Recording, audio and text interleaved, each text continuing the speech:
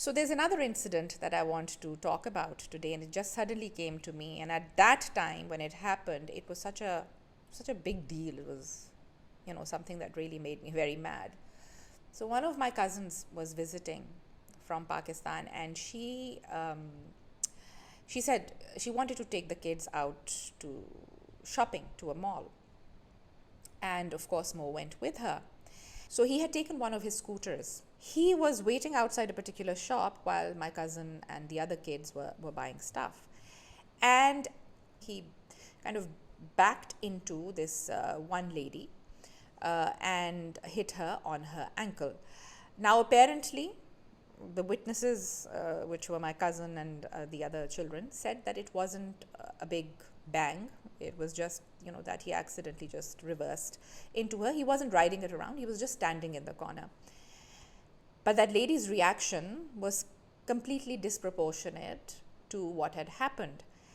And so she blew up and she started scolding Mo, who apparently was shell-shocked because, he didn't know what to do. He hadn't even realized what he'd done.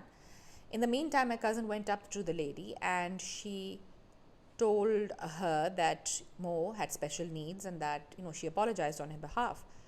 But this lady, instead of being empathetic or understanding or calming down, although, she was justified to be upset initially because she had been hit, she started berating me about being an irresponsible mother, allowing her child who to go to a mall without her supervision, and being irresponsible and this and that she said this child belongs should not be allowed to leave home, and God knows what else. I mean, I've forgotten the details, but she really went on and on and on.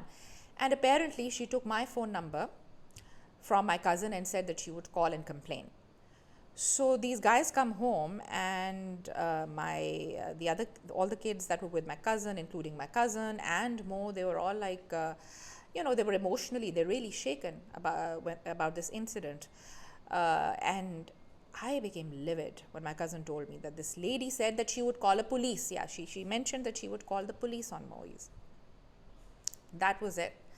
So I now was itching. First of all, I was fuming, and then I was itching for her to call me because, I had this, I had something to tell her. And she did call me. And when she called me, I blasted her. And I told her that she was supposedly living in a developed world and a civilized society, but her behavior had been most uncivilized. And the fact that she had threatened my son, my child who was on the spectrum, with the police, I told her I was going to go and get the police to go and arrest her because of the way she had acted and behaved with my son. And the woman, I think she just got really scared or, I don't know, overwhelmed by me, and then she just shut the phone and disappeared. But, the aftertaste of this incident stayed with me for quite a while. I was like, oh. So, many such things have happened over the years. The one thing that I did after this incident is I wrote about it, a letter to the editor in the Straits Times, about how people had lacked empathy and understanding, and the fact that, I had built my son's self-esteem over the years and gave him the confidence to go across to the mall on his own and shop and this and that and do things in supposedly a safe environment in a safe country. That something like this should happen was very reprehensible. So they, after editing parts of the letter, they published it. But what again came as a shock to me was the comments under the article, where a lot of people had written exactly what that lady had been saying, that I should have been more responsible or be more responsible about my child, that he should stay at home and not be allowed to go out on his own, etc., etc.